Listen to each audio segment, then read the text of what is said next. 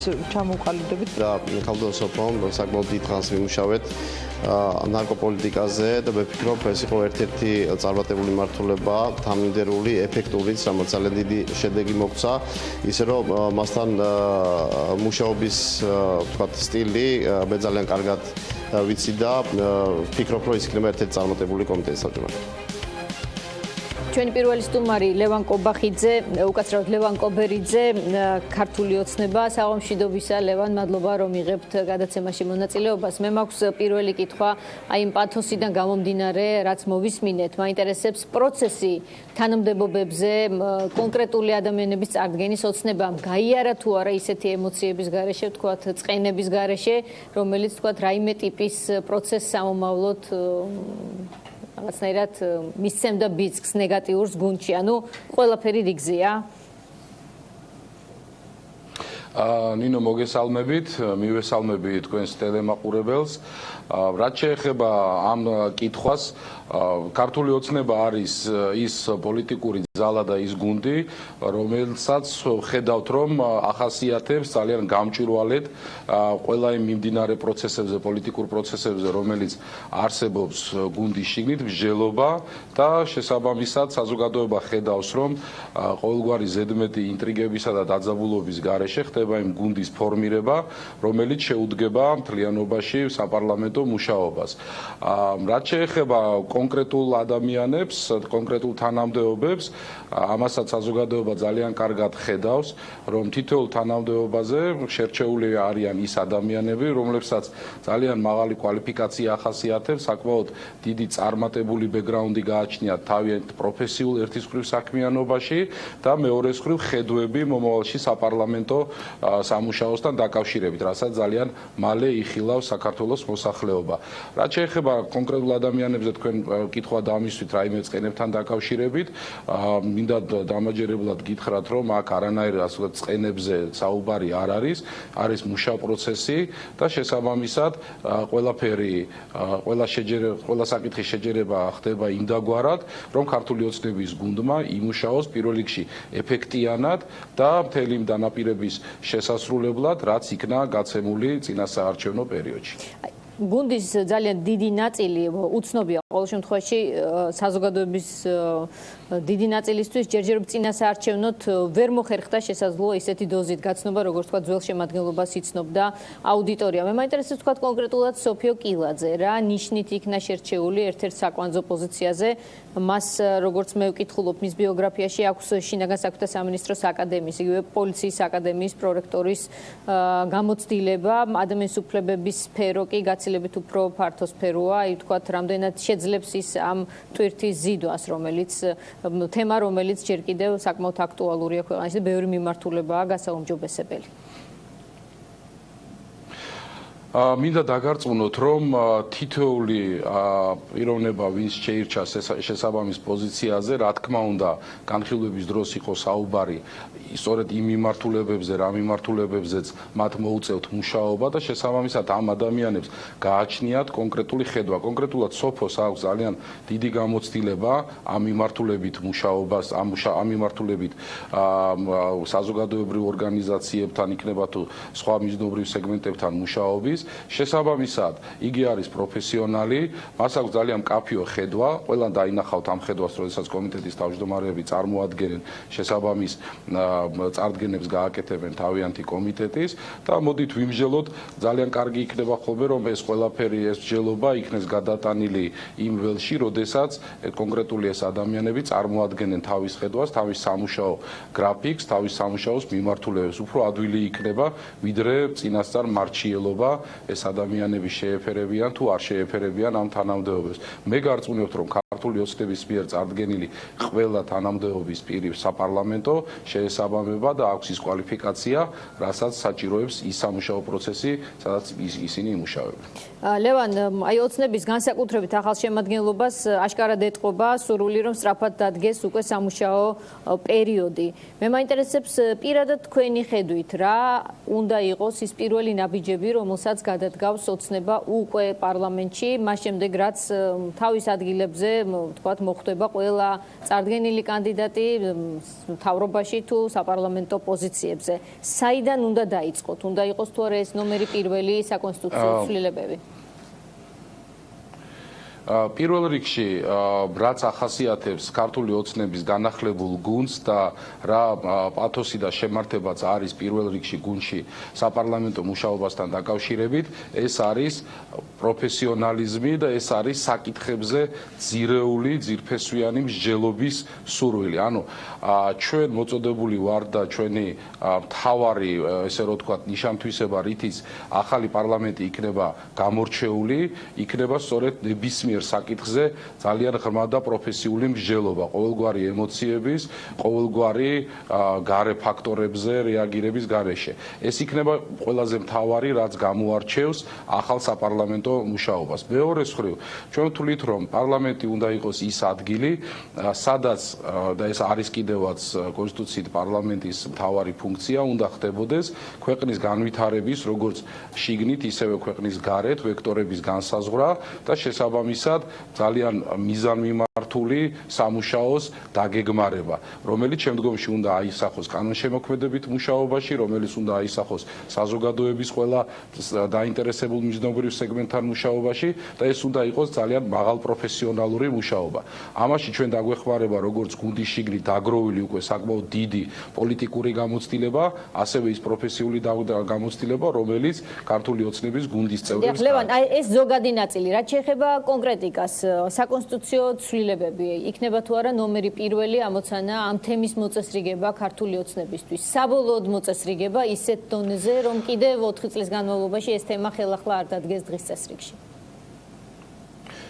პირველი და ყველაზე მთავარი პრინციპი, რაც ყველას უნდა ახსოვდეს, სამწუხაროდ ძველი ისტორიული გამოცდილებისაგან განსხვავებით, რომ კონსტიტუცია ეს არ არის ისეთი რამ, რასაც შეიძლება ყოველ წამს შევეხოთ, რაც შეიძლება რომ ბევრჯერ გადაკეთდეს და ასე შემდეგ. რა თქმა უნდა, კონსტიტუციასთან მიმართებაში თუ კი რაიმე ქმედებები იქნება განსახორციელებელი საპარლამენტო მუშაობის თვალსაზრისით, ეს იქნება მხოლოდ ძალიან გააზრებული, ვარაუდოდ ერთ პაკეტში მოაზრებული და ჩვენი მთავარი ამოცანა არანაირად არ არის ის, რომ ჩვენ პარლამენტში მოხვედრისთანავე, სამუშაოს დაწყებისთანავე დავიწყოთ პარლამენტის გადაკეთება. ეს პირდაპირ შემიძლია ძალიან მკაფიო თქვა და კარგი იქნება, რომ ჩვენი ოპონენტები ამაზე აპელირებას მოეშვნან, იმიტომ რომ არ არის ეს ჩვენი მიზანი და არც ვაპირებთ, რომ ესე შევიდეთ თუ არა, დავიწყოთ რაღაც საკონსტიტუციო ცვლილებების მიღება. მიუხედავად იმისა, რომ ჩვენ გვაქვს ის უმრავლესობა, რომელიც საკონსტიტუციო უმრავლესობა, რომელიც მივიღეთ არჩევნების შემდეგ. ამიტომ ჩვენ გაცილებით უფრო მნიშვნელოვანი საქმეები გველოდება წინ და ვფიქრობთ, რომ ეს იქნება ძალიან გეგმაზომიერი, თანამიმდევრული სამუშაო პროცესი. ასე რომ შემიძლია ყველა დავამშვიდო, რომ ქართული ოცნება არ აპირებს კონსტიტუციაში სასწრაფო ცვლილებების შეტანას პარლამენტის სამუშაო პროცესის დაწყებისთანავე. რაც შეეხება თქვენ როგორც ერთი დეპუტატის პოზიციას საარჩევნო კოდექსში, აუცილებლად შესატანცვლებებთან დაკავშირებით, აუცილებლად მიიჩნევს ასე ოპოზიციის აბსოლუტური უმრავლესობა და სხვათა შორის ბევრი წევრი ქართული ოცნებისაც, როდესაც ის იყო ოპოზიციაში, მათ შორის დაფინანსების თემა, მათ შორის მაჟორიტარების თემა. თქვენ როგორც ერთ დეპუტატს მოდით მივყვეთ აი სეგმენტურად, ვთქვათ, მაჟორიტარებთან დაკავშირებით, რა კონკრეტული პოზიცია გაქვთ, მით უმეტეს რომ თქვენ ახლახანს გახდით მაჟორიტარი დეპუტატი. თუ შეიძლება ცოტა ცუდად მესმის, რომ დამიზუსტოთ კითხვა, ანუ თვითონ არჩევნების სისტემასთან დაკავშირებით მეკითხები. საარჩევნო კოდექსში ცვლილებების თემაზე საუბრობს აქტიურად ოპოზიცია. ამ თემაზე ისინი ფიქრობენ, რომ უნდა შეთანხმდნენ, მიუხედავად იმისა, ისინი დასავლურები არიან, პრორუსულები არიან თუ ასე შემდეგ. ყველა თანხმდება, რომ საარჩევნო კოდექსი სასწრაფოდ შემდეგი არჩევნებისთვის არის შესაძლებელი. მათ შორის გასაუქმებელია მაჟორიტარული სისტემა, აბსოლუტური უმრავლესობის აზრით ოპოზიციის. თქვენი როგორც ერთი დეპუტატის პოზიცია როგორია ამასთან დაკავშირებით? კი ბატონო, გასაგებია კითხვა. როგორც კი დავიწყებთ მუშაობას, იქნება რიგი საკითხები და მათ შორის ესეც იქნება ერთ-ერთი საკითხი, რადგან ის საზოგადოებას ესე აღელვებს და ჩვენს ოპონენტებსაც და ჩვენს ვთვლით, რომ ამაზე მსჯელობა უნდა გაიხსნას და გაიმართოს, გაიხსნება მსჯელობა. მე პირადად როგორც მაჟორიტარი კანდიდატი, მაგალითად არანაირად არ ვთვლი, რომ ამაზე მსჯელობა არ უნდა იყოს მიუხედავად იმისა, რომ მოგებული მაქვს არჩევნები სწორედ როგორც მაჟორიტარ კანდიდატს, უნდა ვიმსჯელოთ, უნდა დავწონოთ, აქ ვიტყოდი ერთ ძალიან მკაფიო თემას. თავისთავად ცვლილებები უნდა მოხდეს თუ არ უნდა მოხდეს, უნდა იყოს მხოლოდ ძალიან მოცემულობის, ძალიან სკრუპულოზური და სწორი ანალიზის შედეგი და არა უბრალოდ ვიღაცის სურვილის შედეგი, რომ ეს უნდა შეიცვალოს ან არ შეიცვალოს. მე ერთს ვიტყვი, რომ ამ არჩევნებმა ჩვენ დაგვანახა ძალიან მკაფიოდ, რომ ამომრჩეველი გაცილებით უფრო და საქართველოს მოსახლეობა მთლიანობაში არის პოლიტიკურ თვალსაზრისით გაცილებით უფრო სწრაფად გაზრდილი, ვიდრე თვითონ პოლიტიკური პარტიები. დაგვანახა არჩევნებმა, რომ როდესაც რეალური დემოკრატიული არჩევნები ჩატარდა, არჩევნების შემდგომ აღმოჩნდა, რომ პოლიტიკური პარტიების ნაწილი თვითგამორკვევის პროცესში გადავიდა, ზოგი დაიშალა, ზოგს ლიდერები გამოიყვნენ, პირის გადაჯგუფება, ანუ მათ ძალიან ბევრი რამ აღმოაჩნდათ სამუშაო საკუთარი თავის შიგნით. შესაბამისად, როდესაც ჩვენ საუბრობთ, რომ უნდა იყოს მხოლოდ პროპორციული სისტემის არჩევნები, მაგალითისათვის, როგორც ერთ-ერთი ვარიანტი განიხილება, აუცილებლად კარგად უნდა დაუკვირდეთ მთელი ამ წლების განმავლობაში, როგორ განვითარდება სწორედ პარტიული მუშაობა სხვადასხვა პარტიებში და რამდენად მომწიფებული და მზად იქნებიან თვითონ პარტიები აიღონ ესეთი დიდი პასუხისმგებლობა საზოგადოების წინაშე. ამიტომ კიდევ ერთხელ ვიმეორებ, რომ რა თქმა უნდა, განხილვები უნდა იყოს და საქართველოს პარლამენტი კიდევ ერთხელ არის და იქნება ის ადგილი, სადაც ძალიან აქტიური მსჯელობა იქნება ამ თემებზე, მათ შორის ოპონენტებთან, მაგრამ გადაწყვეტილებები უნდა იყოს მიღებული სწორედ აი ესეთი ძალიან მკაფიო, ძალიან გააზრებული და პროფესიონალური ანალიზის შედეგად. ლევან, როგორ ფიქრობთ, ერთი დეტალი მაინტერესებს, აი ამ პროცესში, მიუხედავად იმისა, რომ თქვენ საკონსტიტუციო უმრავლესობა გაქვთ, უნდა იყვნენ თუ არა ჩართული ის პარტიები, რომლებზეც თქვენ ახლახან თქვით, რომ ბევრი პრობლემა განიცადეს და შიგნით თვითგამორკვევის პროცესი აქვთ, მაგრამ აქვთ პოზიცია კონკრეტული. მიაქცევთ თუ არა თუნდაც 1, 2, 3, 4%-იანი პარტიების მოსაზრებებს ყურადღებას? საქართველოს პარლამენტი იქნება ადგილი, სადაც მსჯელობა გაიმართება, როგორც პარლამენტის შიგნით, ისე პარლამენტის გარეთ დარჩენილ ძალებთან და შესაბამისად, რა თქმა უნდა, აზრთა გაცვლა-გამოცვლა იქნება ყველასთან, ვინც დაინტერესებული არის ამ თემით. ეს თემა არის ძალიან მნიშვნელოვანი, ერთს დავამატებ, თუ შეიძლება, აი უფრო მკაფიოდ რომ გამოვთქვათ ჩვენი პოზიცია, როდესაც არჩევნების სისტემასთან დაკავშირებით რაღაც ისმოდა აბსურდული ბრალდებები, რომ რაღაცა ჩვენ მივიღეთ საკონსტიტუციო უმრავლესობა და რაღაც მათემატიკური манипуляციები მიმდინარეობდა არჩევნების ხმების დათვლის და რაღაც გამოუცნობ პროცენტებს ასახელებდნენ თითქოს და ლეგიტიმაცია არ უნდა იყოს საკონსტიტუციო უმრავლესობის.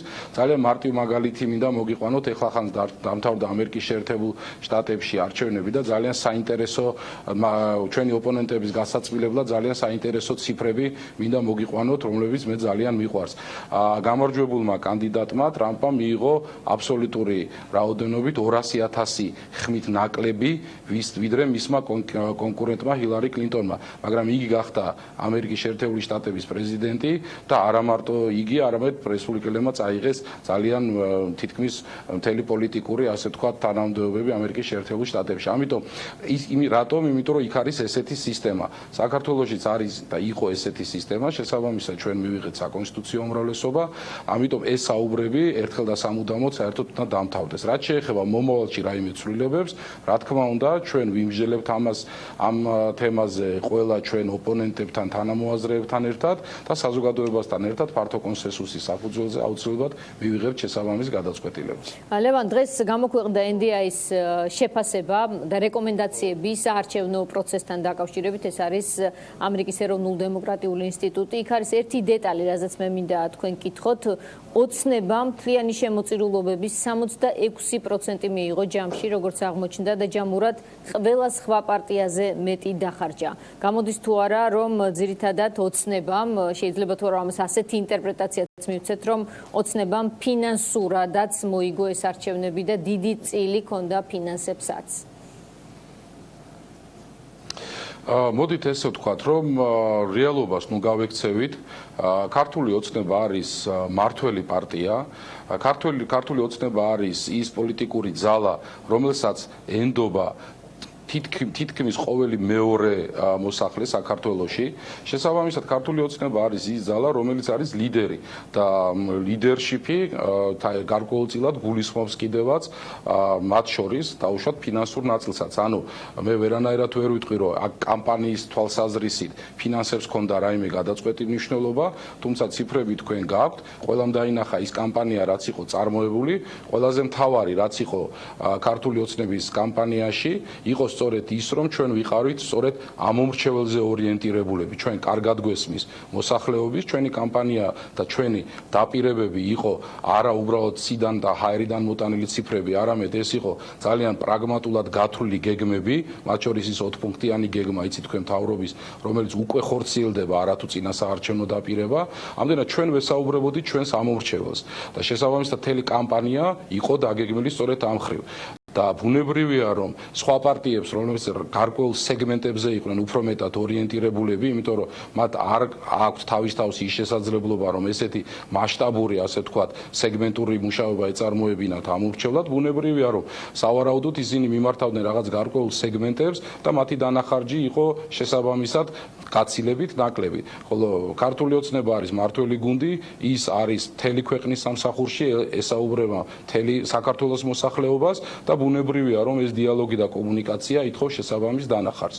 მე მოუწოდებდი ოპოზიციურ პარტიებს სხვათა შორის, რომ უფრო ეფექტიანად გამოიყენონ ხოლმე თავიანთი მარკეტინგული აქტივობა საპარლამენტო არჩევნების უკვე გასული და აც უკვე მომავალში ადგილობრივი არჩევნების წინ, უკეთესია თუ ისინი მოსახლეობას დაელაპარაკებიან და არ იქნებიან დაკავებული მხოლოდ ქართული ოცნების კრიტიკით. ჩემი მხრივ ვიტყვი, რომ ოპოზიციურ პარტიებს მე პირადად ვადანაშაულებ იმაში, რომ ნაციონალური მოძრაობა მსგავსი პროცენტით არის წარმოდგენილი დღეს საქართველოს პარლამენტში. მათ ჰქონდათ სრული შანსი, რომ სწორი მუშაობის შემდეგ მათ ჩაენაცვლებინათ ნაციონალური მოძრაობა ამ ადგილებში და უფრო მრავალპარტიული ყოფილიყო საქართველოს პარლამენტი. ლევან, როდესაც თქვენ ამბობთ, რომ ყოველმა მეორე მოგცათ ხმა, ითვლით მოსულ ამომრჩევლებს სავარაუდოდ ამ არჩევნებზე, სულ სხვანაირად ითვლის ოპოზიცია. ის ითვლის, რომ თქვენ ხმა მოგცათ არჩევნებზე მოსული 51%-ის 48%-მა, რაც გაცილებით ნაკლები გამოდის და შესაბამისად ასე მიიჩნევს ოპოზიციის დიდი ნაწილი, რომ თქვენ საკონსტიტუციო უმრავლესობა მოიპოვეთ საკმაოდ არა თანაბარი უსამართლო საარჩევნო კოდექსით. ამასთან დართულია ის ფინანსები, რაზეც ჩვენ საუბრობდით. სწორედ აი ამ ტიპის ხარვეზების გასწორებას თუ ფიქრობთ, რომ შეეცდება ქართული ოცნება მომავალი 4 წლის განმავლობაში, რომ მეტად სამართლიანი სივრცე იყოს გარემო საარჩევნოთ. თავისი კანონით, რა თქმა უნდა. პირველი უპასუხებ თუ შეიძლება არ ვიცი ამას რა დავარქვა ბრალდება თუ ძალიან დილეტანტური განცხადებები ოპოზიციის აი მსგავს მათემატიკასთან დაკავშირებით ამ ლოგიკით შემიძლია პარალელი გავავლო და სწორედ ისინი ვინ ჩვენ გვადანაშაულებენ სწორედ აი მსგავსი ტიპის პროცენტებში მინდა გითხრათ რომ თავის დროზე შესაბამისად ისინი არიან არჩეულები ნაციონალური მოძრაობა მაგალითად არის არჩეული დაახლოებით 28%-ით საქართველოს პრეზიდენტი არის არჩეული 30%-ით და ასე შემდეგ. ძალიან სასაცილოდ გამოიყურება ეს მცდელობა წაგებული არჩევნების შემდეგ რაღაც ციფრების манипуляციით დაარწმუნონ ან ეცადნონ დაარწმუნონ მოსახლეობა რომ ქართულ ოცნებას არ აქვს ის ლეგიტიმაცია რაც მან მოიპოვა არჩევნებში. მეცაც გეტყვით კიდევ ერთხელ გავმეორდები მაშინ რაც არის არჩევნების სისტემა ამერიკის შეერთებული შტატების მაგალითი მოვიყვანე ხა ცოტა ხნის წინ სადაც კიდევ ერთხელ ვიმეორებ 200,000 ხმით ნაკლები მიიღო ტრამპმა აბსოლუტურ ციფრში და იგი არის დღეს ამერიკის შეერთებული შტატების პრეზიდენტი. სისტემა როგორიც არის ესეთი და ჩვენ მივიღეთ მონაწილეობა აბსოლუტურად დემოკრატიული ტიპის არჩევნებაში, როდესაც არჩევანის თავისუფლება იყო უზრუნველყოფილი აბსოლუტური 100% და ამას ადასტურებს საქართველოს მოსახლეობა პირველ რიგში და ყველა უცხოური ორგანიზაცია. ხოლო რაც შეეხება ასე თქვა თვითონ ოპოზიციის ამ ბრალდებას, მე შეგახსენებთ კიდევ ერთხელ, რომ სწორედ ქართული ოცნება იყო ის ზალა, რომელმაც თავის დროზე ოპოზიციურ სპექტრს შესთავაზა ბარიერის დაწევა 3%-მდე. კარგად გაიხსენეთ ეს პროცესი. მაშინ ნაციონალური მოძრაობა პარლამენტში და ამ ცვლილების შესატანად საჭირო იყო საკონსტიტუციო უმრავლესობა. მაშინ ესე საკონსტიტუციო უმრავლესობის ფიზიკურად იყო შეუძლებელი ამ გადაწყვეტილების მიღება, რადგან ნაციონალური მოძრაობა ბოიკოტს უცხადებდა საპარლამენტო მუშაობას. და სწორედ მათი პასუხისგებლობაა ის, რომ ბარიერი არ იყო დაწეული 3%-მდე, წინააღმდეგ შემთხვევაში თქვენ თვითონ გადათვალეთ 3%-იანი ბარიერის შემთხვევაში დღეს საქართველოში იქნებოდა სწორედ 7 პარტია წარმოდგენილი.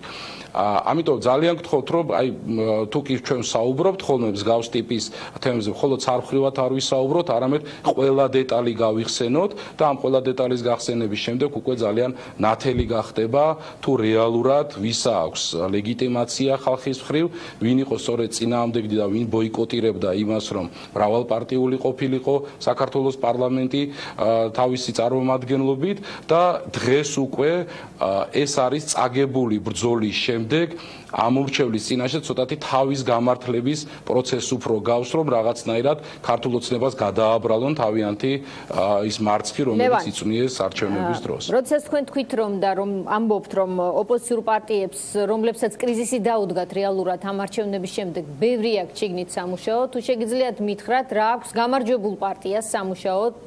ძალიან მალეა მეორე არჩევნები, პრინციპში შემდეგი თვითმმართველობის არჩევნები. თვითონ ოცნებას რა აქვს შიგნით გასაკეთებელი პარტიის შიგნით? ჩვენ როგორც გამარჯვებულ პარტიას ყველაზე მთავარი ამოცანა, რაც ახლა გვაქვს, არის იმ გეგმების რეალიზაცია, რომელზეც ჩვენ საუბრობდით არჩევნების დროს და ის რაც არის ჩვენი მთავარი დაპირება. ეს არის პირველ რიგში 200,000 სამუშაო ადგილი, რომელიც უნდა შესრულდეს 4 წლის განმავლობაში და ის მრავალი სხვა დაპირება, რომელიც იქნა გაცემული არჩევნების დროს. ამიტომ ჩვენ ძალიან მკაფიოდ ვიცით ჩვენი სამუშაო პროცესი რა არის. ადამიანების მიერ გადმოცემულ ამ დომას, რომელიც გამოიხატა საკონსტიტუციო უმრავლესობაში ციფრებით, ჩვენ სწორედ გამოვიყენებთ იმისათვის, რომ ძალიან დამაჯერებლად ნაბიჯ ყოველგვარი ფასადური, ასე ვთქვათ, შენიღბვის გარეშე ქვეყანა მივიყვანოთ იმ კეთილდღეობამდე, რაც არის ყველაზე მთავარი დაკვეთა დღეს საქართველოს მოსახლეობის და რაც არის ჩვენი ყველაზე დიდი სურვილი, როგორც მართველი გუნდის. ეს არის ის, რაც ჩვენ ვიცით, თუ რა ნაბიჯები უნდა გადავდგათ. ჩვენ ამას ვაპირებთ პირველ რიგში პროფესიონალური მუშაობით, არ ვაპირებთ, რომ ვიყოთ ჩათრეული რაღაც სხვადასხვა საკომუნიკაციო ინტრიგებში, ესე ვიტყოდი, იმიტომ რომ ჩვენი ოპონენტები ძირითადად ცდილობენ რაღაც აბსურდული თემების აწევას და ამით ცდილობენ, რომ პოლიტიკური მედიის სივრცეში იტივტივონ და რაღაც თემები წამოგვიწიონ, ჩვენ ვაპირებთ მუშაობას. ამ სამუშაოსთან ერთად ვაპირებთ იმას, რომ საქართველოს მოსახლეობას მუდმივად ჩაობარო ძალიან გამჭვირვალე და რეჟიმში ანგარიშები თუ რა არის მიღწეული და რა მდგომარეობაა ქვეყანაში. და ვიდრე დაგემშვიდობებით და კომუნიკაცია გაგვიწყდება, ეს ალბათ სადღაც 1 წუთში მოხდება, მინდა რომ თქვენი აზრი მოვისმინო და თქვენი პროგნოზი ლარის კურსთან დაკავშირებით დარწმუნებული ვარ ჩვენი აუდიტორიის აბსოლუტურ უმრავლესობას აინტერესებს ეს თემა. თქვენ ბიზნესიდან მოსული ხართ ახლა პარლამენტში და სავარაუდოდ გესმით შესაძლოა ბევრზე მეტად, ვინც მოხვდა პარლამენტში, ეს რა პროცესია და რა ზარალის მომტანი, რა შფოთის მომტანი, როგორც ბიზნესისთვის, ასევე მოქალაქეებისთვის, რიგითი მოქალაქეებისთვის. არსებობს რაიმე დამაიმედებელი პროგნოზის შესაძლებლობა? პირველი, მე მინდა გითხრათ, რომ რა თქმა უნდა, მე ძალიან კარგად მესმის საქართველოს იმ მოსახლეობის, ვისაც აქვს ესხები აღებული დოლარში და მათთვის ტკივნეულია ეს პროცესი. მეორე, ჩვენ არ უნდა გავექცეთ სიმართლეს და უნდა ვისაუბროთ იმაზე, რომ ლარის 2 პუნქტი აწევა, 3 პუნქტი დაწევაზე მსჯელობა არის ძალიან არაპროფესიონალური, თუ ჩვენ არ ვიმსჯელებთ მთლიან იმ კონტექსტზე, რომელშიც არის საქართველო, მთლიანობაში და რომელშიც ფორმირდება საქართველო. საქართველოს ეკონომიკა. შესაბამისად, ზოგიერთი ჩვენი კრიტიკოსების ესე ვიტყოდი განცხადებები, რომ თურმე ინდაურების დამსახურება იქნება ლარის კურსის გაუმჯობესება და ასე შემდეგ, ეს არის ის, რაც მე ვიტყოდი, რომ შეურაცხყოფაა საქართველოს მოსახლეობის. ჩვენ უნდა ვისაუბროთ პროფესიონალურად. არის დაგეგმილი მთელი რიგი რეფორმები, მათ შორის ეროვნული ბანკის მუშაობასთან დაკავშირებით, რომელიც ნაბიჯ-ნაბიჯ ეკონომიკის ზრდასთან ერთად აუცილებლად ძალიან შუა და გრძელვადიან პერიოდში აუცილებლად გამოიწვევს ლარის სტაბილიზაციას. და მეცაც გეტყვით, რომ ლართან მიმართებაში, როდესაც ჩვენ საუბრობთ, ყოველთვის უნდა გვახსოვდეს, რომ ჩვენი მთავარი პრიორიტეტი უნდა იყოს ადამიანების დასაქმება და მათი შემოსავლების ზრდა. სწორედ ეს არის ერთადერთი ის რეცეპტი, რაც მოხდის იმ ტკივნეულ, ასე ვთქვათ, ლარის დიახ, ისმენთ. გაგვიწება სავარაუდოდ კავშირი. მადლობა ლევან კობერიძეს, ქართული ოცნების წარმომადგენელს, რომელიც პასუხობდა რუენ შეკითხვებს. ჩვენ დავბრუნდებით რეკლამის შემდეგ პატრიოტთა ალიანსის და ეროვნული ფორუმის წარმომადგენლები იქნებიან ჩვენთან სტუმრად. დროებით.